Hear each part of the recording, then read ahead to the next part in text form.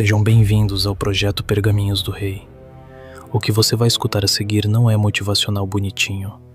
Não é para acariciar seus erros, não é para te fazer sentir bem por 5 minutos e te devolver exatamente do jeito que você chegou. Se você busca colo e não mudança, esse canal não é para você.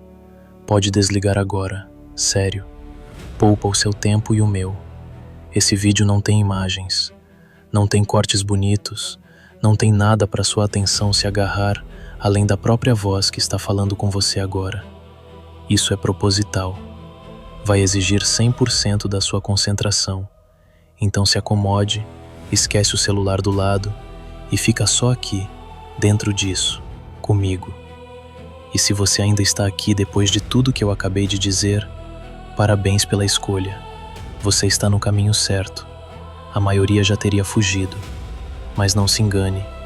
Existem milhares de mensagens por aí, prontas para você ouvir, todos os dias, o dia inteiro, sobre disciplina, sobre foco, sobre coragem.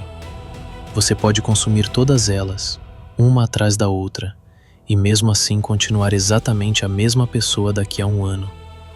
Porque nenhuma palavra muda ninguém sozinha. Se você não escolher colocar em prática o que vai ouvir aqui, não existe ninguém, nem eu, nem esse projeto, nem pergaminho nenhum, que possa fazer isso por você. Vamos começar. Essa reflexão nasceu de uma música do canal Fúria do Rei. Se você ainda não conhece, vale a pena parar agora. Procura Fúria do Rei, trágica ou lendária. Escuta a letra do início ao fim e só depois volta para esse texto. Faz diferença. Cada citação aqui foi pensada em cima de uma frase da música, e ouvir antes de ler muda completamente como essa reflexão vai bater em você.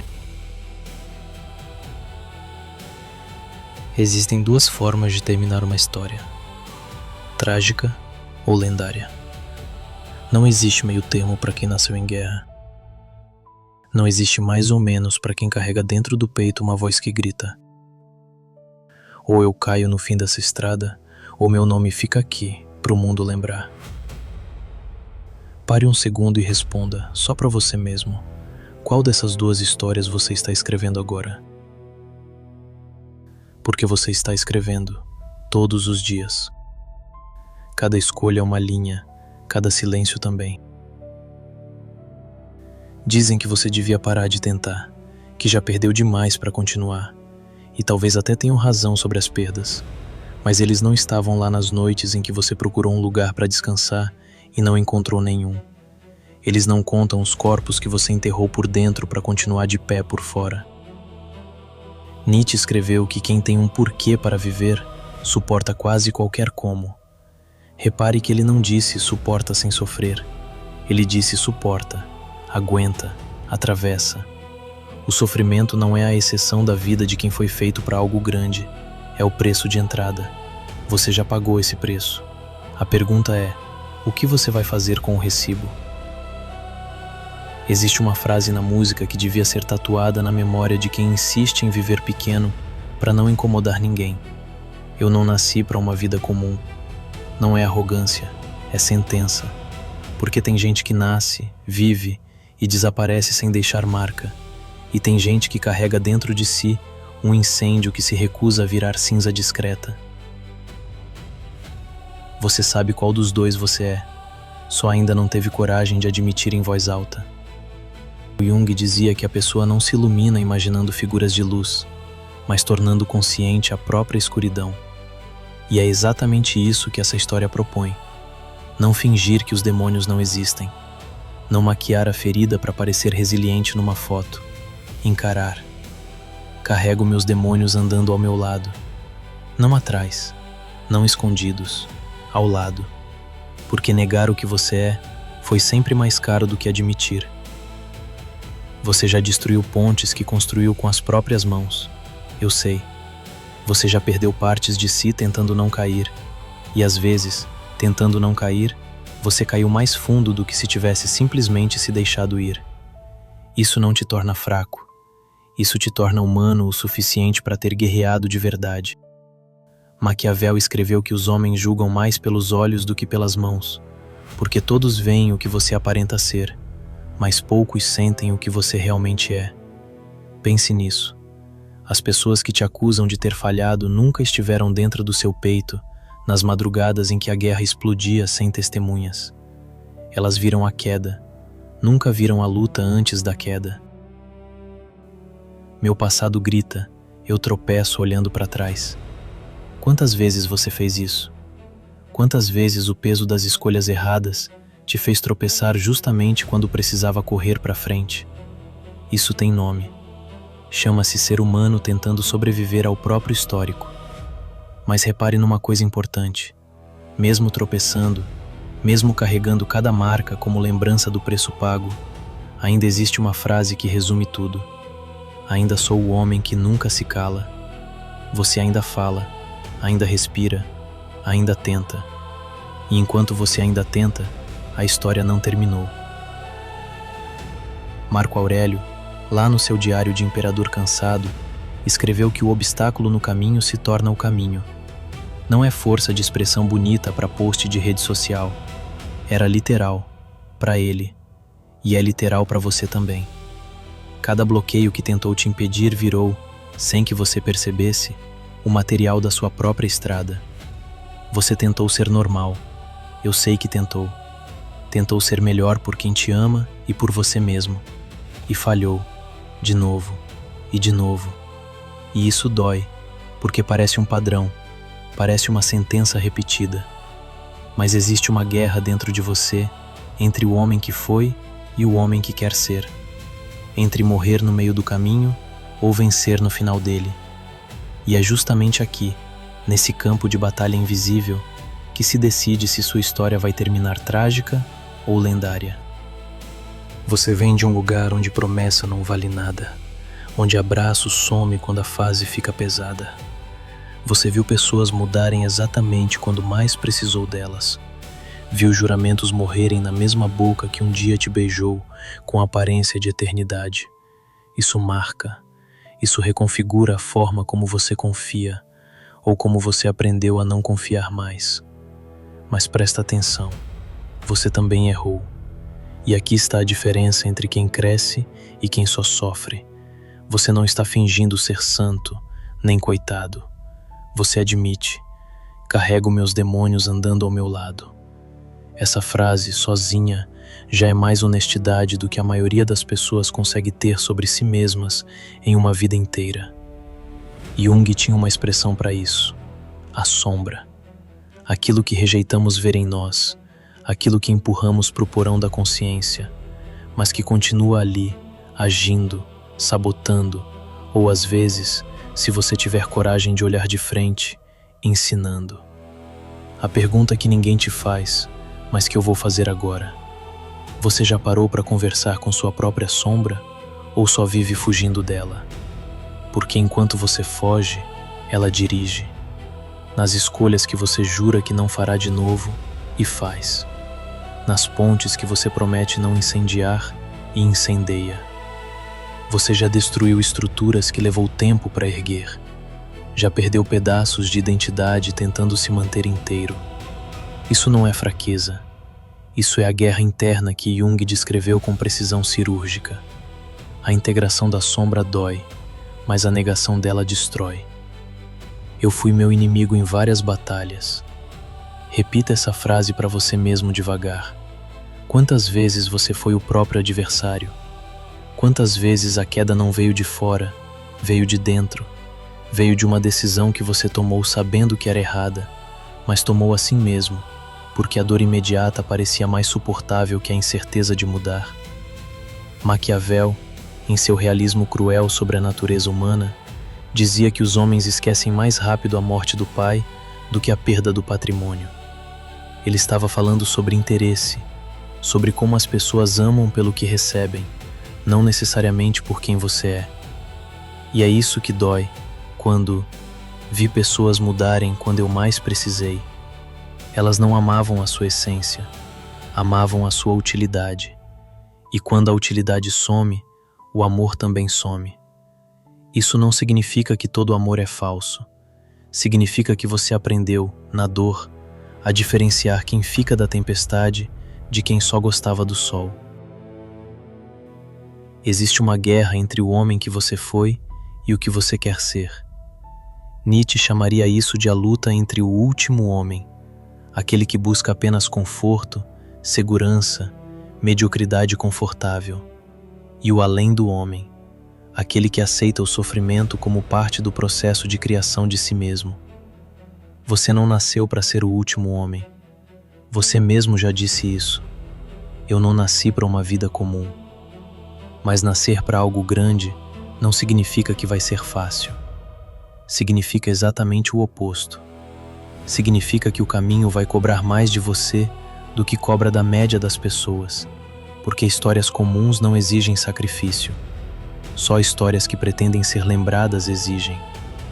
Epicteto, o filósofo estoico que nasceu escravo e morreu livre por dentro, ensinava que não são os acontecimentos que perturbam o homem, mas a opinião que ele tem sobre os acontecimentos. Você pode escolher enxergar cada queda como prova de fracasso definitivo ou como material bruto de uma lenda ainda em construção. A escolha é sua. Sempre foi. Já perdi partes de mim tentando não cair. Sim, e talvez seja a hora de entender que algumas partes precisavam mesmo ser perdidas. Nem tudo que caiu de você foi roubado. Parte foi liberado. Parte era peso morto que você carregava por medo de ficar leve demais e ser levado pelo vento. Sua história ainda está sendo escrita, e cada cicatriz, até agora, tem sido tinta. Você conheceu o amor com gosto de despedida. Viu sonhos virarem cinzas dentro da própria vida que você tentou construir com tanto cuidado. Algumas pessoas foram casa, outras foram tempestade. Algumas deixaram saudade, outras deixaram verdade. E talvez a lição mais difícil de engolir seja essa. Nem toda pessoa que passou por você veio para ficar. Algumas vieram só para ensinar, com a saída delas, algo que você não aprenderia com a permanência. Você tem culpa pelos caminhos que escolheu, pelas versões de si mesmo que destruiu com as próprias mãos. E isso é pesado, ninguém nega. Mas ninguém viu o choro da sua alma, porque foi em silêncio. Ninguém contou as vezes que você sangrou de tanto tormento, porque você aprendeu a sangrar sem que ninguém percebesse. Sêneca escreveu, em suas cartas, que sofremos mais na imaginação do que na realidade. Mas ele também sabia, porque perdeu tudo, foi exilado, quase morreu mais de uma vez, que existe uma dor real, física, que não é imaginação nenhuma. E é sobre essa dor real que estamos falando aqui. A dor de ter amado e visto o amor virar cinza. A dor de ter sonhado e visto o sonho ir embora sem aviso. Enquanto falavam que eu não ia chegar, eu transformava minha raiva em combustível para lutar. Essa é uma das frases mais importantes de toda essa história, porque ela mostra a diferença entre destruir-se com a raiva e usar a raiva como matéria-prima. A raiva sozinha é fogo sem direção, mas a raiva canalizada é a diferença entre quem se afoga na própria dor e quem constrói um império em cima dela. Nietzsche tinha uma frase difícil de engolir, mas necessária. Aquilo que não me mata, me fortalece. Muita gente repete essa frase sem entender o peso dela.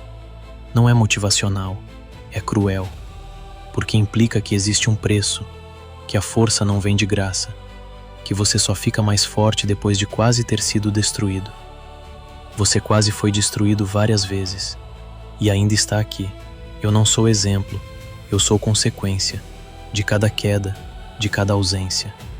Isso não é uma frase de derrota, é uma frase de quem entendeu que não existe versão de si mesmo hoje sem cada abandono, cada ausência, cada perda que moldou o caráter à força. Talvez você seja louco por continuar. Talvez tenha, sim, motivos de sobra para parar. Ninguém aqui vai fingir que sua dor não é legítima o suficiente para justificar a desistência. Mas existe algo dentro do seu peito, e você sabe que existe, porque ainda está ouvindo isso agora, dizendo que você ainda não terminou. Diógenes, o filósofo que vivia em um barril e desprezava as convenções sociais de sua época, dizia que a riqueza verdadeira estava na liberdade de precisar de pouco. Talvez a liberdade que você precisa agora não seja material. Talvez seja a liberdade de parar de precisar da aprovação de quem só te viu cair e nunca te viu levantar. Porque cada derrota, se você permitir, escreve o seu nome. Cada ferida, se você não deixar ela apodrecer em vitimismo, prova que você sobreviveu ao homem que quase te destruiu, que às vezes era você mesmo. O mundo pode te odiar, que odeie pra valer então, porque você sabe quem você é quando ninguém mais está vendo. E é exatamente aí, na solidão sem testemunhas, que o caráter se prova, não na plateia, no silêncio. E se no fim você for lembrado pelos erros? E se tudo que construiu virar silêncio, poeira, esquecimento? Ainda assim, ninguém vai poder dizer que você viveu olhando sem fazer nada. Ninguém vai poder te acusar de covardia. Você foi tempestade, foi calmaria, foi sua própria prisão e, ao mesmo tempo, sua própria saída. Você carregou o inferno nos ombros e mesmo assim continuou andando entre os escombros. Existe uma passagem no Eclesiastes que fala sobre tudo ser vaidade, tudo passar como vento. Mas mesmo o autor daquele texto antigo, depois de constatar a futilidade de tudo, conclui que o dever do homem é agir com integridade apesar da futilidade, não por causa de uma garantia de resultado, mas porque agir com integridade é a única coisa que resta quando tudo o mais é incerto. Você não controla como vão te lembrar. Ninguém controla isso. Napoleão queria ser lembrado como gênio e é lembrado também como tirano. Isso não anula o que ele construiu, apenas prova que a narrativa final nunca pertence inteiramente a quem viveu a história. Então, escrevam seu nome do jeito que quiserem, como louco, como problema, como um moleque cheio de dilemas, como alguém que caiu 1000 vezes. Mas, enquanto escrevem, saibam de uma coisa: você nunca foi mais um. Jung dizia que o privilégio de uma vida é tornar-se quem você realmente é. Não quem os outros esperavam, não quem seria mais confortável para os outros, mas quem você é de fato, sombra e luz incluídas. Isso exige coragem, porque tornar-se quem você é significa, inevitavelmente, decepcionar quem preferia que você continuasse pequeno. Você nunca foi comum, nunca foi feito para caber em explicações simples ou em julgamentos rasos de quem só assistiu de longe. Sua história vai terminar. Isso é certo. Tudo termina. A pergunta nunca foi se vai terminar. A pergunta sempre foi como. Trágica ou lendária. E aqui está a verdade mais dura e mais libertadora de tudo isso. Você ainda está escrevendo.